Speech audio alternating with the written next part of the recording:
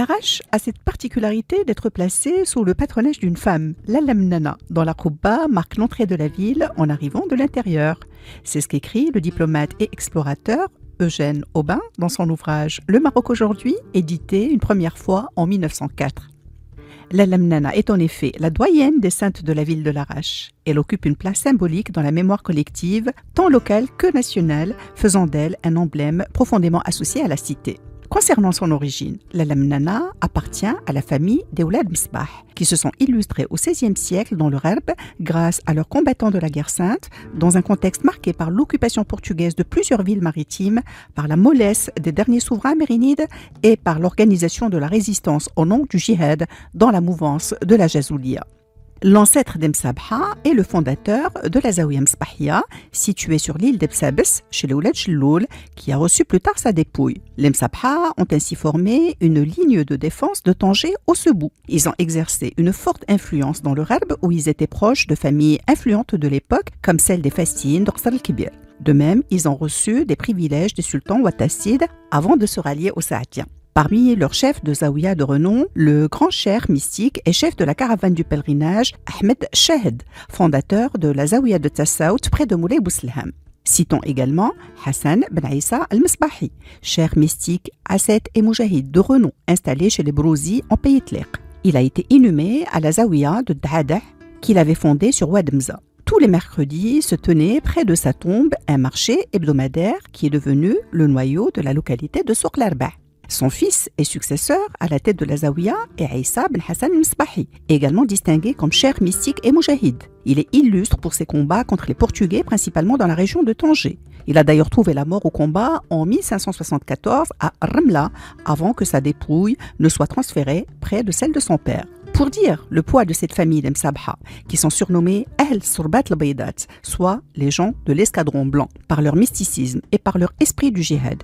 Ils ont marqué plusieurs villes et campagnes du Gharb, du pays Jbala, de Abda, où fleurissent de nombreux sanctuaires et zaouïas. Pour compléter le tableau, évoquons encore, à titre d'exemple, la figure emblématique de Zubair al-Misbahi, qui vient enrichir ce paysage haut en couleurs.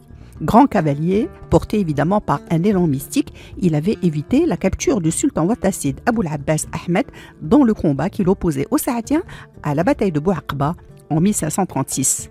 Son fils Abou al-Qasim ben Zubair était aussi un grand cheikh aux nombreux disciples, mort en 1609 à Qsar al-Kbir, où son tombeau est réputé. Et puis, il y a Larache, évidemment, avec la présence incontournable de la Lamnana. Le père de la Lamnana est Jilali ibn Abdullah al-Misbahi, qui est inhumé près de Moulay Bousselham après avoir résidé à Larache, plus précisément à Dar Zaouia al-Misbahia. Le frère de la Lamnana n'est autre que Sidi Ahmed, célèbre saint de Tétouan, dont le sanctuaire et la Zaouia se trouvent chez les Rhouna, au village d'Msabha. Selon la légende, il serait issu d'Orsal al-Kibir qu'il aurait quitté suite à sa querelle avec Sidi Abdelrahman al-Majdoub. Quant à elle, notre mystérieuse Lamnana, des incertitudes subsistent au sujet de sa vie, compliquée par sa confusion avec une autre sainte également nommée la Lamnana, mais portant l'ethnonyme al-Belritia, auquel s'ajoute le qualificatif Tijania en référence à son obédience spirituelle. Bien que la période exacte de sa naissance fasse l'objet de divergences, la biographie attestée de son frère permet de la situer à cheval entre le XVIIe et le XVIIIe siècle. On peut en tous les cas facilement imaginer l'aura dont elle a bénéficié, liée sans doute à son histoire familiale, dans une région marquée par le mysticisme et la guerre sainte, et dans un contexte de féroce occupation sous le signe de la croisade. C'est probablement en souvenir de ce rôle qu'elle est considérée comme étant l'ancêtre protectrice de Larache, voire même assimilée à la bataille des Trois Rois près d'Orsal al-Kibir. Le professeur Mohamed Ben Abdelaziz Ben Abdallah affirme en ce sens: les légendes racontent que la Lamnana aurait été témoin de la bataille de Ouad el-Makhazin, qu'elle aurait donné à boire aux combattants sur le lieu de la bataille et qu'elle y aurait trouvé la mort. Son corps aurait ensuite été transféré à Larache où elle fut enterrée. D'autres légendes soutiennent que la Lamnana était la protectrice de Larache qu'on dit avoir jadis sauvée de la destruction causée par un bombardement chrétien. Une légende qui pourrait se référer à un événement historique perdu dans l'oubli, sachant que la ville était aux mains des Espagnols depuis les prémices de la fin de la dynastie saadienne. Il avait fallu attendre 1689 pour assister à la reconquête de la ville par le sultan alawite Moulay Ismail sous les ordres du pacha Ahmed al-Rifi.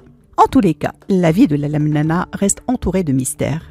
C'est probablement Notre-Dame qui est située dans la Salwat al-Anfas de Mohammed ben Ja'far al-Kattani qui évoque la Lamnana al-Majdoubiya, morte au début du XIIIe siècle de l'Hégire, soit vers la fin du XVIIIe siècle de l'ère commune, pour être enterrée dans le quartier de Sqaq al-Rumman. Nous ne savons finalement rien d'elle sur le plan personnel, à part qu'elle a marqué les esprits pour sa générosité et son hospitalité envers les passants. Son nom est devenu en cela associé à l'expression « l'invité de Dieu » ou « Dayfullah ». Son sanctuaire est encore aujourd'hui un lieu de visite connu, situé dans le cimetière qui se trouve à droite en entrant dans la ville de Larache. Il représente l'un des aspects les plus marquants du patrimoine culturel immatériel de la ville. Chaque année, à l'occasion du Maoulid, une manifestation d'envergure partait du petit marché sur Srer, ponctuée de divers spectacles de rue issus des arts traditionnels. Le cortège parcourait ensuite les principales artères de la ville, brandissant des drapeaux, conduisant les offrandes et les bêtes sacrificielles au rythme des instruments de musique jusqu'au mausolée de la Lamnana. En dehors de son empreinte à Larache, où une célèbre porte arbore son nom, sa réputation transcende les frontières de la cité. Émile Dermengem affirme dans son célèbre ouvrage sur le culte des saints dans l'islam maghrébin que les ouvriers du port de Casablanca se réclament de la Lamnana al-Misbahia de Larache. De son côté, Roger Le Tourneau soutient dans son ouvrage dédié à Fès avant le protectorat que, vers le soir, le jour de Ashura, surtout dans les familles riches, les femmes montaient sur les terrasses et s'accompagnant d'instruments chantaient la chanson de la Lamnana autour d'une flambée. Le Tourneau va jusqu'à traduire le texte de cette chanson, bien fameuse et encore reprise par les grands et les petits, en réunissant des éléments à Fès, à Rabat et à Tanger. أجي تكوني بنتي والسقيا تسقينا